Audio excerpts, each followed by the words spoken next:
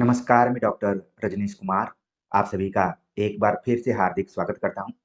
प्रिय विद्यार्थियों, आज के वीडियो लेक्चर में हम हिंदी साहित्य का इतिहास सीरीज के अंतर्गत आप सभी से चर्चा करेंगे।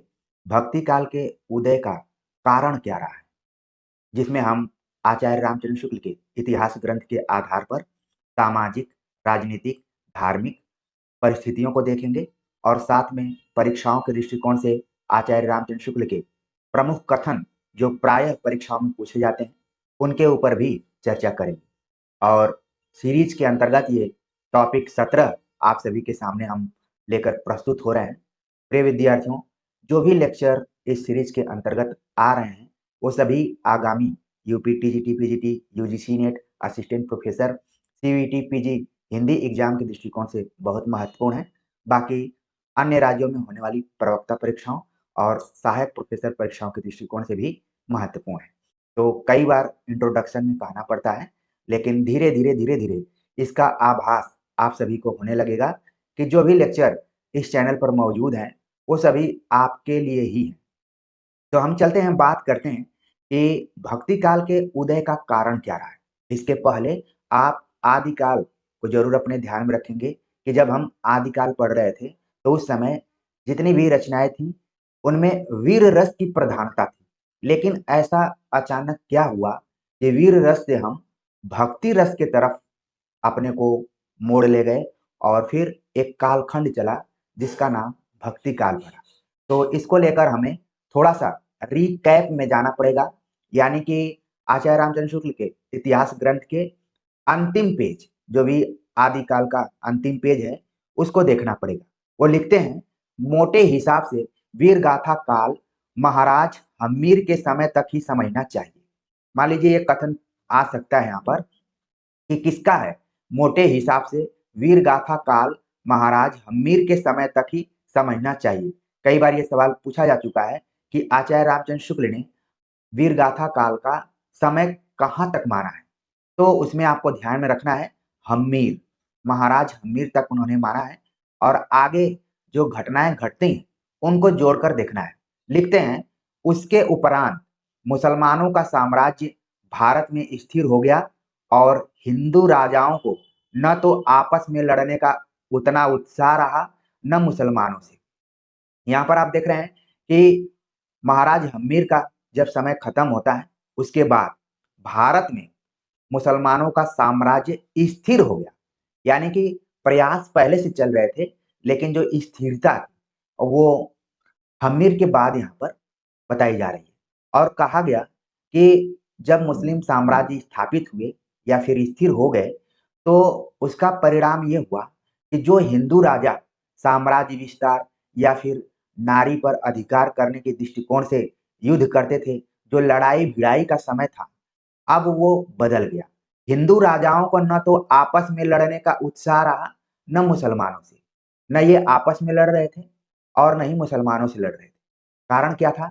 जनता की चित्तवृत्ति बदलने लगी और विचारधारा दूसरी ओर चली। ये बहुत बड़ी बात यहाँ पर कही जा रही है।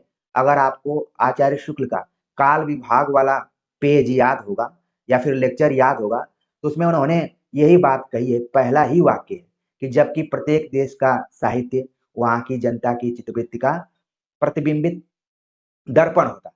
तो यहाँ पर आप देख रहे हैं कि कहा गया कि जनता की चित्तवृत्ति बदलने लगी और विचारधारा दूसरी ओर चली।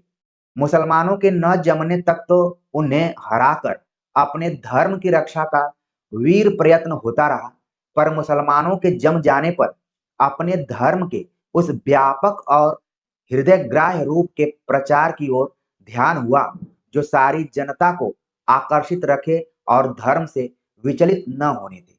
अब यहाँ पर आप देख रहे हैं कि जहां पर हम आदिकाल में देखें कि सभी शासक खंड खंड में बटे हुए थे, आपस में ही लड़ रहे थे, लेकिन मुस्लिम साम्राज्य स्थापित होने के बाद उनका जो मार्ग था दूसरे तरफ मुड़ा, खास तौर से जनता का उसके चित्तवृत्ति में बदलाव हुआ और भावना कौन सी जगी कि धर्म की रक्षा करना जरूरी है और धर्म के उस व्यापक और हृदयग्राह्य रूप के प्रचार की ओर जनता का ध्यान गया, उसके प्रति उसमें आकर्षण पैदा हुआ, जिससे क्या हुआ कि धर्म से कोई विचलित न हो इसका प्रयास किया जाने लगा।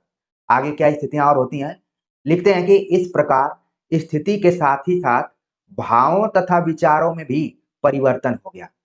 अक्सर मैं अपने बीए और एमए के विद्यार्थियों को पढ़ाता हूँ, जहाँ पर मैं हूँ, तो वहाँ पर मैं भाषा विज्ञान भी पढ़ाता हूँ।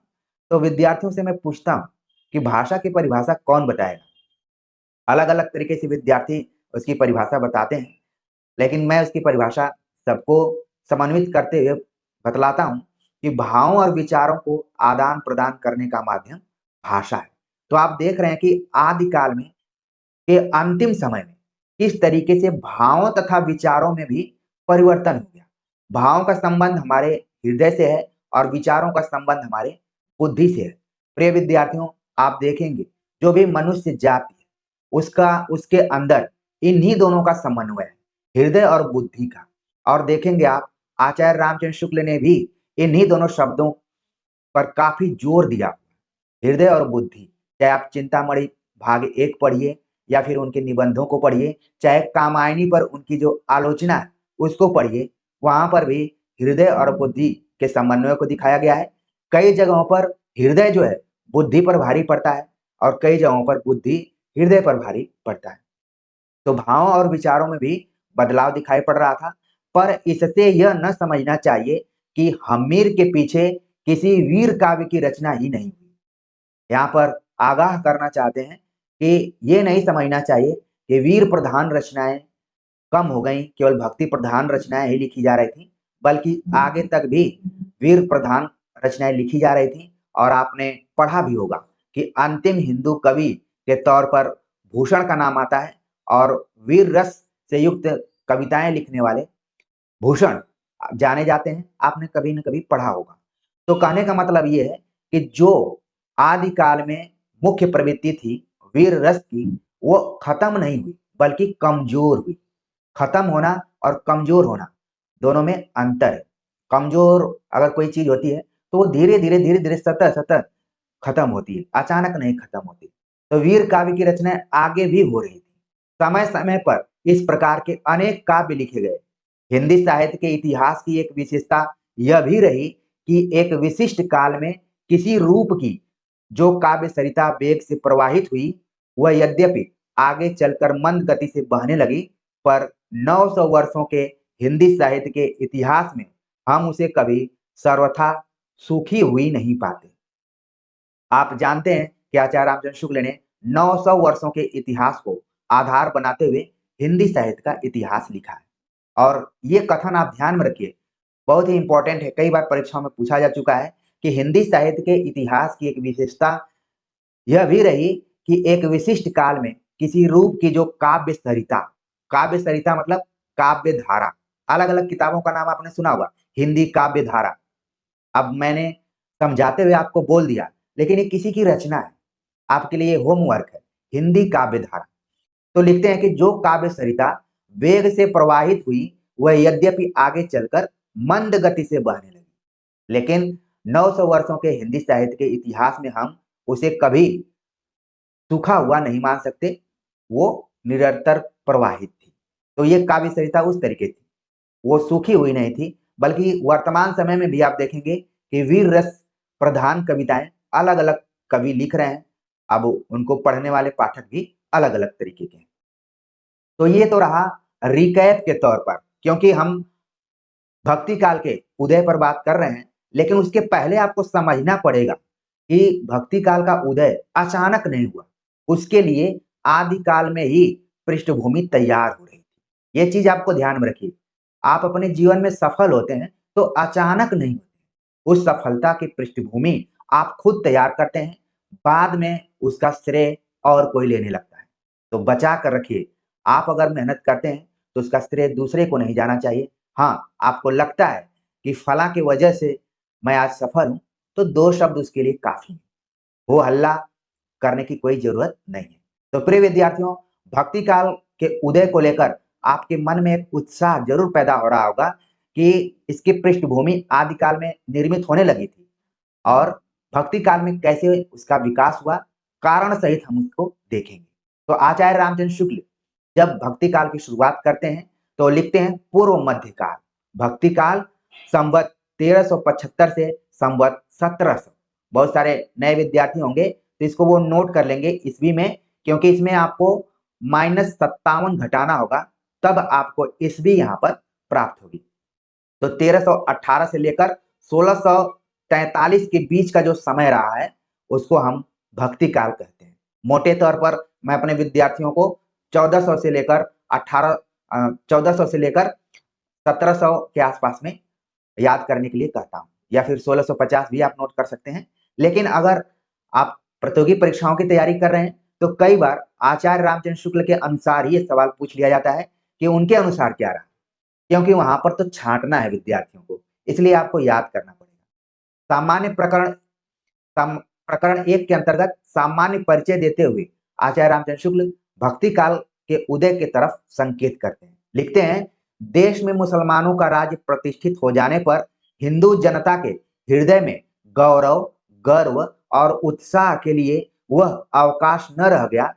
उसके सामने ही उसके देव मंदिर गिराए जाते थे, देव मूर्तियां तोड़ी जाती थीं और पूज्य पुरुषों का अपमान होता था और वे कुछ भी नहीं कर सकते थे। ऐसी दशा में अपनी वीरता के गीत न तो वे गा ही सकते थे और न बिना लज्जित हुए सुन ही सकते थे। आगे चलकर जब मुस्लिम साम्राज्य दूर तक स्थापित हो गया, तब परस्पर लड़ने वाले स्वतंत्र राज्य भी नहीं रह गए। इतने भारी राजनीतिक उलटफेर के पीछे हिंदू जन समुदाय पर बहुत दिनों तक उदासी सी छाई रही। अपने पौरुष से हताश जाति के लिए भगवान की शक्ति और करुणा की ओर ध्यान ले जाने के अतिरिक्त दूसरा मार्ग ही क्या था। यहाँ पर आपके दिमाग में आना शुरू हो गया होगा कि हिंदी साहित्य में भक्ति काल के उदय का जो कारण है वो सामाजिक नहीं बल्कि राजनीतिक उलटफेर के कारण है। इस चीज को आप समझिए कि जिस देश में पहले हिंदू सम्राट शासन कर रहे थे, वो आपस में भले एकजुट नहीं थे, लेकिन उनकी कमजोरियों का फायदा उठाते हुए एक दूसरी सत्ता स्थापित होती है, जिसको कि कहा गया कि देश में मुसलमानों का राज्य प्रतिष्ठित हो गया और हिंदू जनता के हृदय में, बुद्धि में नहीं, हृदय में जो गौरव का भाव था, गर्व का भाव था और उत्साह का भाव था। प्रिय विद्यार्थियों, आप जब भी इन तीनों भावों से कमजोर हो जाते हैं तो आपका मनोबल टूटने लगता है। तो यहाँ पर आप देखिए, आपके दिल में भी गौरव का भाव होना चाहिए, गर्व का भाव होना चाहिए और उत्साह। कहा जाता है कि जिस तरीके से दुख के वर्ग में भाव भय का मतलब है, वैसे ही आनंद के भाव में उत्साह है। जब आप उत्साहित होते हैं तो कोई भी काम करने में आपको आनंद की अनुभूति होती है।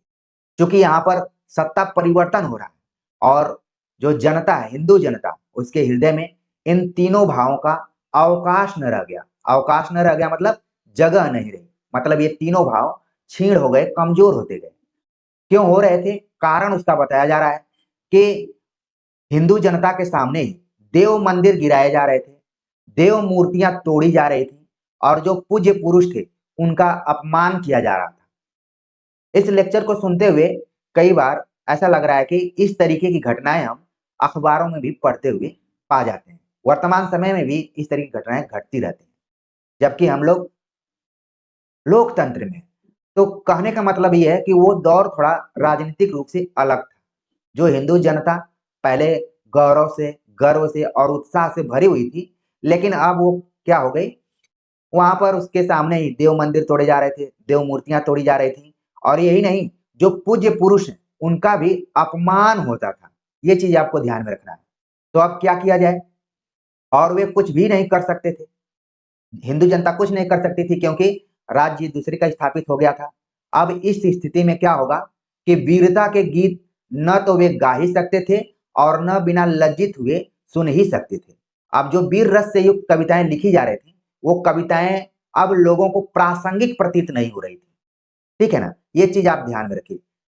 आगे चलकर क्या हुआ कि मुस्लिम साम्राज्य दूर तक स्थापित हो गया और जो आपस में लड़ने वाले राजा थे वो भी अब नहीं रहे, क्योंकि वो भी एकदम से कमजोर हार चुके थे।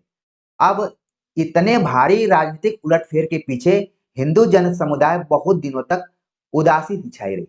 हिंदू जनता या जन समुदाय जो है, उसमें कोई उत्साह का भाव दिखाई ही नहीं पड़ रहा था। और जो आगे का कथन है कि अपने पौरुष से हताश जाति के लिए भगवान की शक्ति और करुणा की ओर ध्यान ले जाने के अतिरिक्त दूसरा मार्ग ही क्या था। नॉर्मली जब भी आप अपने जीवन में हताशा, निराशा को पाते हैं, तो आप कितना भी नास्तिक हो, ठीक है? कई बार आप उस असीम सत्ता को याद करते हैं कि आखिरकार हमारे में क्या कमी रह गई, मुझे क्या करना चाहिए? तो आप जिस पर भी विश्वास करते हैं, उसको याद करते हैं। कब याद करते हैं? जब आप अपने पौरुष से हताश, निराश होते हैं तब। जब आपके पास सब कुछ होता है, तो शायद आप नहीं याद करते होंगे, लेकिन जब आपको लगता है कि आप कमज़ोर हो रहे हैं, तो अपने उस असीम सत्ता, जिसको कि ईश्वर भी कह सकते हैं, उसको याद करते हैं। उसके शरण में जाने के अलावा दूसरा मार्ग आपके पास नहीं होता है। तो ये थोड़ा-सा आपको लग रहा होगा कि जो भक्ति काल के उदय का कारण है, उसमें पहला कारण है राजनीतिक कारण। इसको ध्यान रखिए आप। आगे लिखते हैं आचार्य रामचंद्र शुक्ल, यह तो हुई राजनीतिक परिस्थिति। अब धार्मिक स्थिति देखिए। आदिकाल के अंतर्गत यह दिखाया जा चुका है कि किस प्रकार वज्रयानी सिद्ध, कापालिक आदि देश के पूर्वी भागों में और नाथ पंथ जोगी पश्चिमी भागों में रमते चले आ रहे थे। इसी बात से इसका अनुमान हो सकता है कि सामान्य जनता की धर्म भावना कितनी दबती जा रही थी, उसका हृदय धर्म से कितनी दूर हटता चला जा रहा। तो यहाँ पर दूसरा कारण बताया गया नाथों और सिद्धों को भी। ये धार्मिक स्थिति से देखिए, तो नाथों और सिद्धों ने अपने सिद्धांतों के माध्यम से धर्म के प्रति थोड़ा बहुत उनका आलोचनात्मक दृष्टिकोण रहा। खास तौर से बाह्य आडंबरों को लेकर उनका दृष्टिकोण रहा। तो कहने का मतलब यहाँ पर ये है कि जो सामान्य जनता थी, उसको उसके अंदर भी धर्म को लेकर विरक्ति सी उत्पन्न हो रही थी। तो 2 कारण यहाँ पर बताया गया। आगे लिखते हैं, बहुत ही विस्तार से लिखते हैं और ये पैराग्राफ ऐसा है कि हो सकता है कि आपको यूजीसी नेट के जो पैराग्राफ वाले क्वेश्चंस होते हैं, उसमें इसको देखने को मिल सकता है। और केवल यूजीसी नेट नहीं, बल्कि आप जो भी हिंदी साहित्य से एग्जाम देने जा रहे हैं और पैराग्राफ उसमें पूछा जाता है, तो नॉर्मली ये सवाल कई बार ये पैराग्राफ पूछा जा चुका है। बहुत ही इंपॉर्टेंट पैराग्राफ है। और मुझे याद आता है कि यूपी टीजीटी पीजीटी में यहाँ से प्रायः सवाल पूछे जाते हैं। आप ध्यान रखिए, मेरा अनुभव बोल रहा है। और मैं एक बार एग्जाम में बैठा था, प्रवक्ता परीक्षा की, तो उसमें सवाल आया हुआ था और मैं बताऊंगा कि कौन सा आया था। लेकिन आपको ध्यान में रखना है कि धर्म का प्रवाह कर्म, ज्ञान और भक्ति, इन 3 धाराओं में चलता है। सवाल पूछा जा सकता है कि ये किसका कथन है? धर्म का प्रवाह। प्रवाह मतलब ऐसा लग रहा है कि कोई पानी बह रहा होगा। आपने पानी को बहते हुए देखा होगा। तो धर्म को अगर हम पानी की तरह माने, तो उसका प्रवाह कैसे होता है? कर्म, ज्ञान और भक्ति, इन तीनों धाराओं में चलता है। कर्म रूपी धारा में, ज्ञान रूपी धारा में और भक्ति रूपी धारा में। इन तीनों के सामंजस्य से धर्म अपनी पूर्ण सजीव दशा में रहता है। सवाल कई बार पूछा जाता है, बदलते हुए पैटर्न में पूछा जा सकता है, धर्म को आधार बनाते हुए, कि इसमें आचार्य रामचंद्र शुक्ल किन किन चीजों का उल्लेख करते हैं। तो आपको ध्यान में रखना है कि कर्म, फिर ज्ञान, फिर भक्ति, ठीक है? और 2 और दे देगा, तो आपको चुनना पड़ेगा कि सही कूट कौन सा है। तो आप तुरंत चुन लेंगे ए बी सी, यानी कि कर्म, ज्ञान और भक्ति, इन तीनों के सामंजस्य से। अक्सर जब भी सामंजस्य की बात आती है, तो लगता है कि हजारी प्रसाद द्विवेदी समन्वय और सामंजस्य की बात करते होंगे, लेकिन इन शब्दों को हजारी प्रसाद द्विवेदी ने आचार्य रामचंद्र शुक्ल से उधार लिया, वहीं से ग्रहण करते हैं। तो इन तीनों के सामंजस्य से धर्म अपनी पूर्ण सजीव दशा में रहता है। किसी एक के भी अभाव से वह विकलांग रहता है। अगर इसमें से कोई एक नहीं है, तो वो क्या होगा? पूर्ण स्थिति में नहीं रहेगा, उसमें कोई ना कोई कमी होगी, जिसके लिए एक शब्द प्रयोग किया आचार्य रामचंद्र शुक्ल ने कि किसी एक के भी अभाव से वह विकलांग रहता है। अब ये जो कथन है, ये आप देखेंगे कि यूपी टीजीटी पीजीटी 2013 में सवाल आया हुआ था रिक्त स्थान भरने के लिए, कि किसी एक के भी अभाव से वह विकलांग रहता है। ये बात किसके संदर्भ में कही जा रही है? तो उसमें ऑप्शन में था धर्म, कर्म, ज्ञान और भक्ति। तो जो इस पैराग्राफ को अच्छे से पढ़ा होगा, समझा होगा, वही इसको अच्छे से बता पाएगा कि ये बात धर्म के संदर्भ में बताई जा रही है। तो इतनी बारीकी से समय लेते हुए बहुत कम जगह आपको कोई बताने वाला है। इस चीज को मुझे बार बार रिपीट करना पड़ता है, इसलिए कि बच्चे जो हैं वो भ्रमित दिशा में ज्यादा उनको लगता है कि यहाँ पर अच्छी चीज बताई जा रही है, और जो व्यक्ति टू द पॉइंट बातचीत कर रहा है, शांति से बात कर रहा है, तो उसको लगता है कि ये बोर कर रहा है। लेकिन सच्चाई तो यही है, एक न एक दिन यही बोरियत आपको बड़ा बना सकता है। तो देखिए, कहा गया कि किसी एक के भी अभाव से वह विकलांग रहता है। कौन विकलांग रहता है? धर्म रहता है। अब कैसे? कर्म के बिना वह लूला लंगड़ा। ध्यान रखिए, अब एक एक का यहाँ पर महत्व बताया गया। कर्म के बिना वह लूला लंगड़ा, ज्ञान के बिना अंधा, और भक्ति के बिना हृदय विहीन क्या निष्प्राण रहता है। ये भी बहुत ही इंपॉर्टेंट कथन है।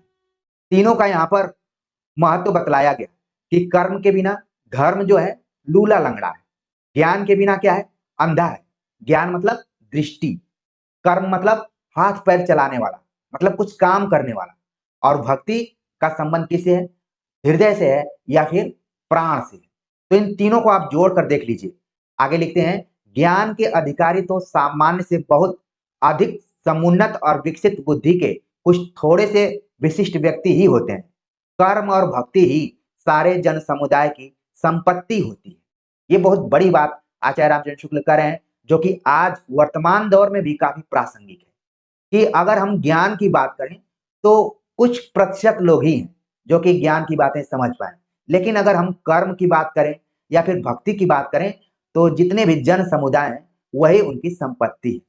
हिंदी साहित्य के आदिकाल में कर्म तो अर्थ शून्य, विधि विधान, तीर्थाटन और पर्व स्नान आदि के संकुचित घेरे में पहले से बहुत कुछ बद्ध चला आता था। धर्म की भावात्मक अनुभूति या भक्ति, जिसका सूत्रपात महाभारत काल में और विस्तृत प्रवर्तन पुराण काल में हुआ था, कभी कहीं दबती, कभी कहीं उभरती, किसी प्रकार चली भर आ रही थी। आपने एक कथन पढ़ा होगा कि धर्म भावात्मक या रसात्मक अनुभूति है, इस तरीके से आपने एक पढ़ा होगा। ठीक है, तो ये आप देख रहे हैं कि आचार्य रामचंद्र शुक्ल ने उसे कहीं अपने निबंध में प्रयोग किया है, लेकिन अगर आप उनका इतिहास ग्रंथ पढ़ रहे हैं तो उनके निबंधों का सूत्र भी आपको दिखाई पड़ रहा है। तो यहाँ पर देखिए, उन्होंने बताया कि जो आदिकाल रहा है उसमें कर्म तो अर्थ शून्य, विधि विधान, तीर्थाटन, पर्व स्नान आदि के संकुचित घेरे में था। उसको प्रसार नहीं मिल पा रहा था। धर्म की भावात्मक अनुभूति या भक्ति, जिसका सूत्रपात महाभारत काल में और उसका विस्तार पुराण काल में हुआ, वो किसी तरीके से कहीं दबता हुआ, कहीं उभरता हुआ, धीरे धीरे अपने को बचाते हुए आ रहा था। मतलब परंपरा खत्म नहीं हुई थी, टूटी नहीं थी, थोड़ा थोड़ा था, लेकिन जिस हिसाब से उसका विकास होना चाहिए था वो विकास नहीं हुआ था। तो इस पैराग्राफ को आप एकदम से याद करके रखिए और महत्वपूर्ण मानकर चलिए। सवाल पूछे जाते हैं यहाँ से। आगे लिखते हैं, अर्थ शून्य बाहरी विधि विधान, तीर्थाटन, पर्व स्नान आदि भी निस्सारता का संस्कार फैलाने का जो कार्य वज्रयानी सिद्धों और नाथपंथी जोगियों के द्वारा हुआ, उसका उल्लेख हो चुका है। हमने आदिकाल में भी आपको बताया है। इसीलिए आचार्य रामचंद्र शुक्ल ने इसको साहित्य के अंतर्गत नहीं माना, बल्कि इसको सांप्रदायिक शिक्षा मात्र साहित्य माना। इसको अलग रखने की कोशिश की, शुद्ध साहित्य की कोटि में नहीं रखा है। तो कहीं न कहीं आचार्य रामचंद्र शुक्ल को लग रहा है कि भक्ति का जो विस्तार होना चाहिए था, धर्म का जो विस्तार होना चाहिए था, उसमें नाथों और सिद्धों का भी कुछ न कुछ योगदान रहा है रोकने में।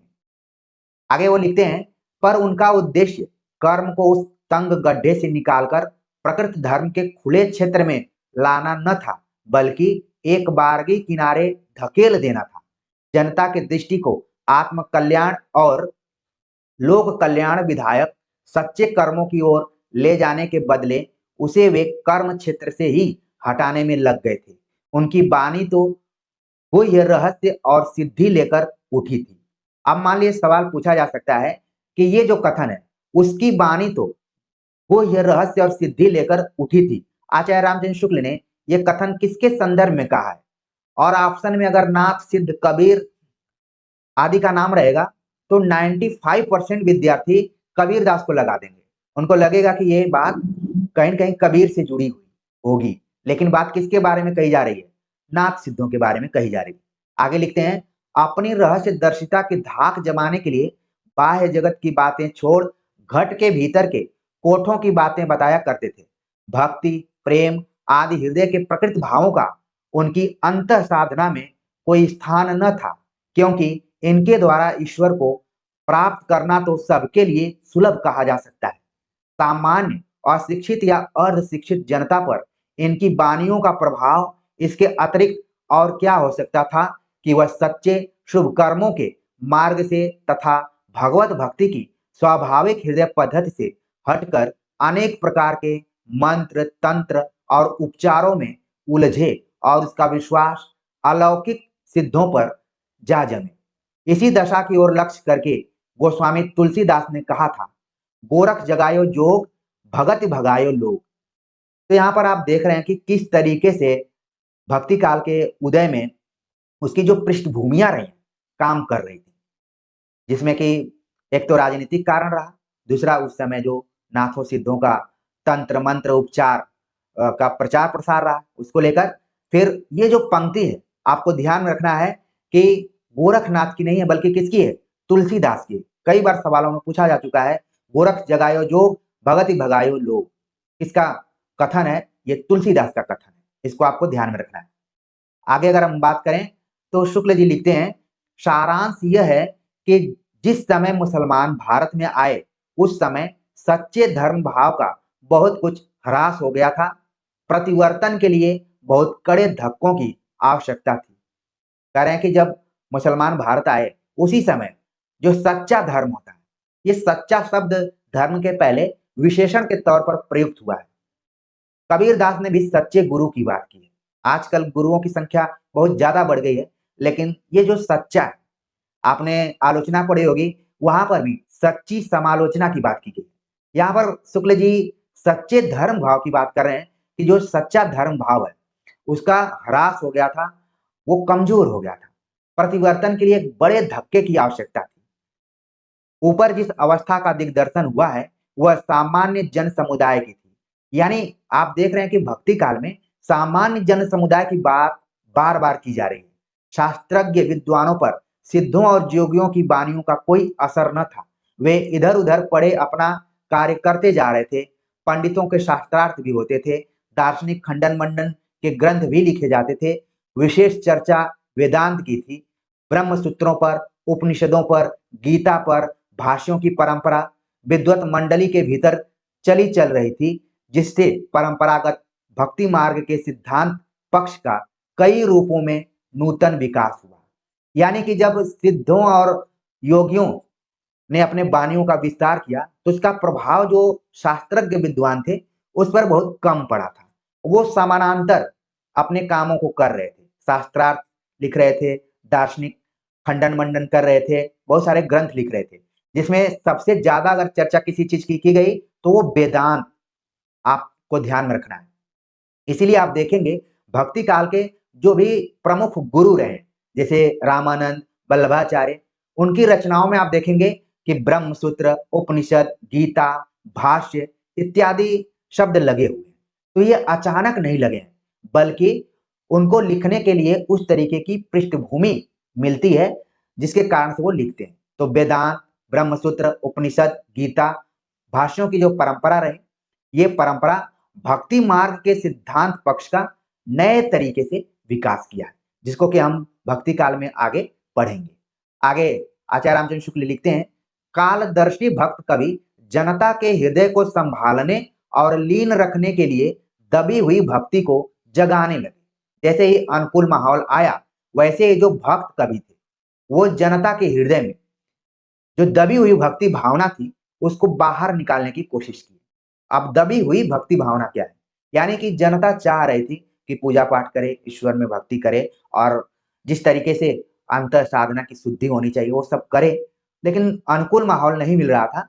लेकिन ये भक्त कवियों को जैसे ही मौका मिला उन्होंने उसको जगाने का प्रयास किया।